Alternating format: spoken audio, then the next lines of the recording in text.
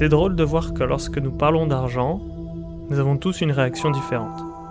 Soit on l'idéalise, comme un objectif ultime à atteindre dans une vie, soit on l'évite radicalement, de peur de sortir de sa zone de confort.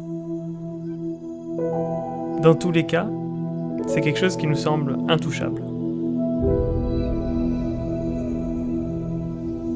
Certaines personnes, peut-être vous voyez l'argent comme un problème, mais aussi comme la solution à ce problème, ce qui est un peu contradictoire.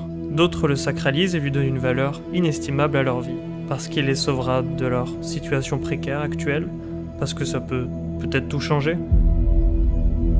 Mais il y a quelque chose d'encore plus étrange, lorsque l'on demande autour de soi qu'est-ce que l'argent, chacun y va de sa définition.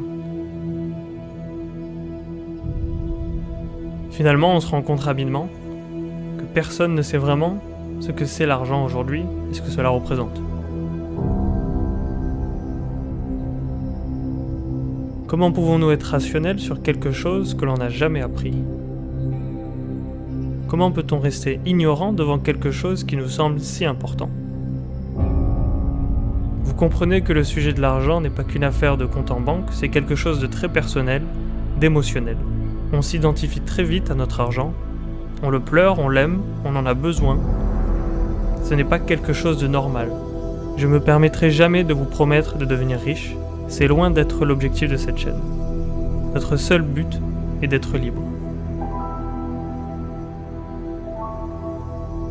De quoi parlons-nous lorsque l'on parle de liberté ? C'est de dire que le temps n'est pas de l'argent.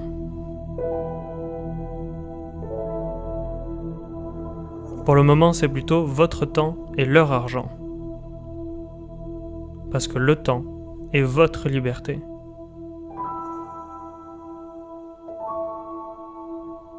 Et si vous dépensez votre liberté à faire de l'argent, si vous travaillez pour de l'argent, alors vous n'êtes pas libre.